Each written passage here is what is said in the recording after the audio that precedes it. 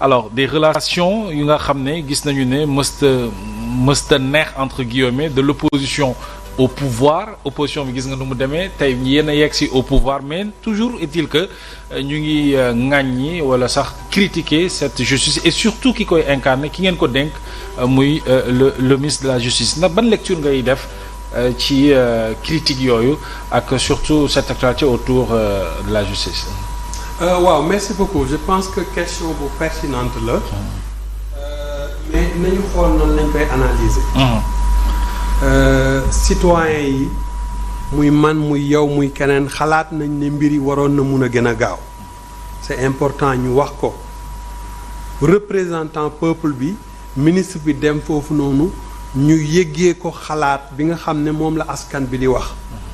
ne ko lii dafa yéex mun na nekk président de la République moom en personne wax effectivement que na peuple bi man lecture boobu laa ci am na peuple bi vigilant continuer vigilance boobu noonu xam nga bu doonee ne da nga am koo xam ne moom il dit les choses comme tel hein waaw il dit les choses comme tel réellement gis na ne peuple bi lii la ñu wax gis na parce que le président est très informé yow même xalaatoon nga ni avant 1 an dossier yu bëri dina bouger man xalaatoon naa ko Alassane mi xalaatoon na ko keneen ak keneen foo toll ci nit ñi loolu la ñuy wax alors loolu exécutif wax na ko législatif wax ko judiciaire gis nañ position bi nga xam ne moom la ministre bi wax mais dama bëgg ñu revenir tuuti ñu xool la masse des organisations dégg naa ministre bi mu wax effectivement d'emblée je le dis toujours c'est pas qu'on est un bon exécutant qu'on devient un bon manager c'est très important loolu doonul ne da ngay gis ne wëy yow yaa fi dàq yaa ëppoon kii ci bi nga doonee magistrat que di nga doon je parle pas du ministre hein, vraiment ku ma respecté la ku ma naw la ki koo xam ne vraiment ñun ba ñuy ndaw ba léegi dañ ko déggoon mu doon koo xam ne de référence mais d'une manière générale surtout en management public tout le monde dafay am ay pression yu muy exerce ku ci nekk da ngay subir ay pression donc loolu c'est très important donc pour man ce qui est important c'est pas des passe-temps ce qui est important c'est de faire le diagnostic réel de la situation ñu comprendre en réalité lan moo xew lu ci bëri dañuy wax ne justice parce que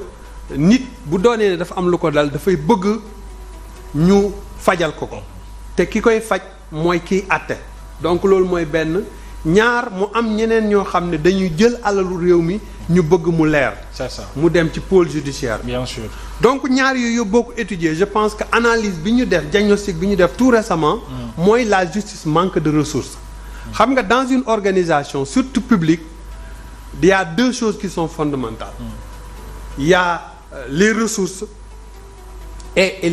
les outils d'une manière générale outils dafa fekk ci ressources mooy outiller leen de sorte que ñu am xam-xam bi nga xam ne moom la ñu war jox leen ressources yi war pour que ñu war a def seen liggéey juridiction spéciale ki créé yi moo fi amoon gis nañ ni mu mujjee mais nañu dem xool ñeneen ñu am juridiction spéciale mais raison de plus est-ce que ni créé bi demee woon Barham warul tax ñu def ñu am tuuti vigilance ni nga ko waxee et est-ce que newul posture boobu la adopté moom le ministre de la justice ñu bañ a baral mbir yi juste topp pour topper rek après mbir yi dalaat seen kaw ñu naan wuy da ngeen fi nekk di fayantoo est-ce que du nem le ministre de la justice nekkul ne loolu lay bañ et il l'a même dit à l'Assemblée nationale précipitation bi du koy jar léeg-léeg te buñ ci tàbbee mën na jur leneen est-ce que moom nekkul di saytu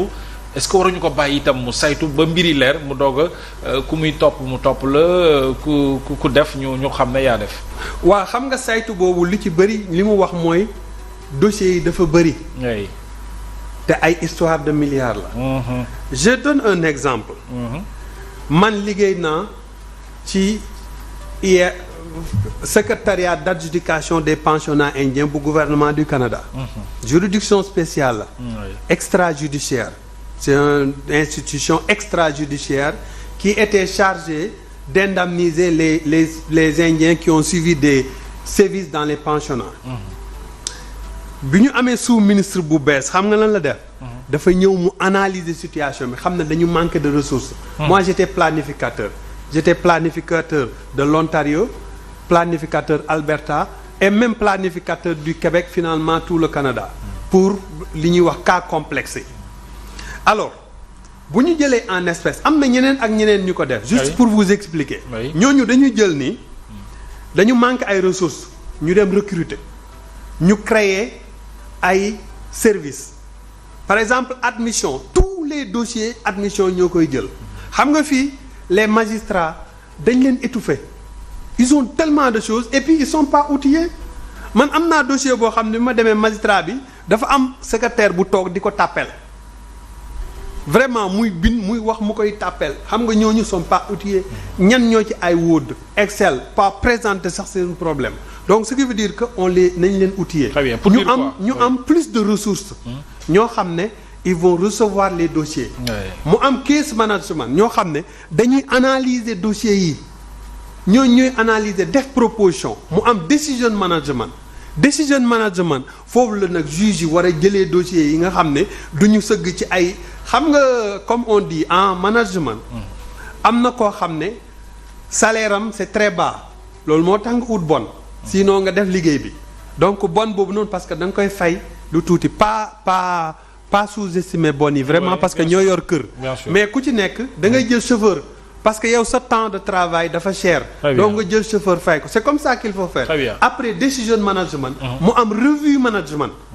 bu amee review management maintenant mu dem finance yooyu c'est que dafa am des yooyu yoo xam ne il faut que ñu outiller leen former leen très rapidement parce que aussi boo tegee benn institution bu mel noonu déjà bi ñuy voter rek dafa waroon lu koy accompagner xam nga loolu la ñuy wax toujours très souvent ci conduite de changement bi nga xam ne moo war a am ci toutes les prises de décision yi nga xam ne loolu war alors loolu bu amoon ministre bi du ñu toog foofu noonu kii naan ko dafa yéex kii naan yéexul bu amee foo xam ne décision bi ñëw na citoyens yi joxe seen feedback parlementaires yi joxe seen feedback exécutif gis loolu dañuy toog rapidement ñu réunir ñu def évaluer situation bi ñu ne léegi nañu ut plus de ressources nañu ut ressources humaines yu doy am direction ressources humaines bu solide maintenant vraiment est-ce que vous serez d'accord est-ce que vous serez d'accord avec moi que le temps de la justice quand même n'est pas le temps des hommes n'est pas le temps de la politique mais loolu dañuy wax rek c'est-à-dire loolu xaw ma kan moo ko créé nit ñi di ko wax rek c'est-à-dire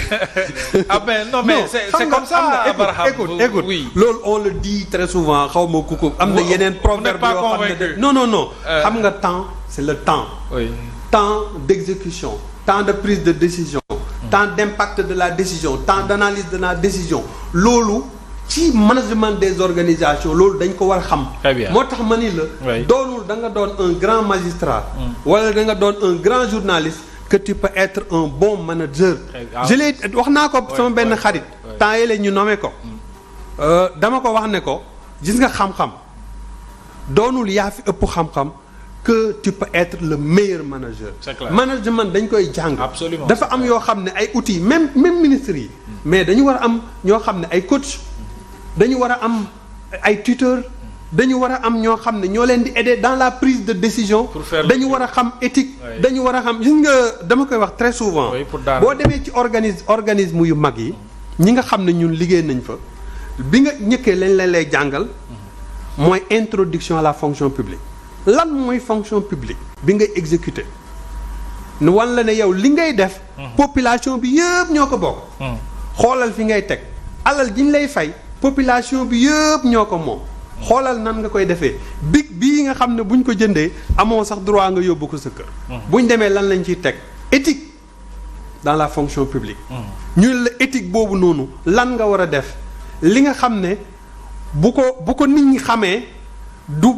baax ci yow waraloo ko def li nga xam ne teg nañ ko fi ñun ñëpp ñu bokk ko waroo ko laal donc c'est très important ensuite ñu teg ci prise de décision mënuloo doon manager wala ministre wala nga doon directeur wala DG sans nga am courrier donc je pense que fondamentaux yi c'est très important su fekkee am na loo ci dolli mais j'aimerais bien que ñu ñëw ci cette fois-ci ci oui sama xarit bi dama ko yërëm parce que wiiri jaari ndaari wax na lépp dugg na fépp mais ma fàttali na ne l'État c'est la continuité da ngeen fi fekk un programme de 250 milliards pour la modernisation de la justice ngeen doxal ko moo gën wax ju bëri ci franchement Barham tu es un cadre émérite da nga ñëw yaa ngi défendre ay nit yoo xam ni ñoom tey jii waruñu la woon bàyyi ngay kii ñoom ñoo waroon jiitu ci plateau yi mais yéen ñi leen accompagner yéen dañuy bàyyi ngeen di dem ci plateau yi léegi di leen défendre ñoom ñu jël privilège yi donc gis nga quand un état pense bien même ku koy wuutu bu ñëwee daf koy day jaar ci li mu teg mbir yi day limpide quoi waaw mbir yi day limpide on nous parle su xam nga ñii dañ leen élire pendant 1 an amuñu lu ñu teg ci loxo nit ñi mooy diw sàcc na diw sàcc na diw def na lii diw def na la loolu mooy seen slogan mais sénégalais yi éliruñ leen pour diw sàcc na diw def na xam nga sénégalais yi lan lañ leen élire pour que nga toppatoo leurs préoccupations les plus élémentaires muy lekk gi naan bi courant bi ndox mi parce que loolu la sénégalais yi soxla mais diw sàcc na milliard te mënoo ko firndeel ndax ñi ñu jàpp nii ci nakul dati pôle judiciaire ñiñ fa jàpp ñëpp kenn yoru ci woon benn responsabilité étatique kon du reddition de compte règlement de compte la à part Lat Diop te Lat Diop kenn jàppeewu ko ci faute de gestion wala malveillance wala yooyu lañ ko jàppee mooy benn nit la ñu wax mu ñëw accuser ko ba pare ñu bàyyi nit ka te xam nga yow comme tu es un esprit libre xam nga ni le corrompu ak le corrupteur def nañ infraction ñoo yem benn atte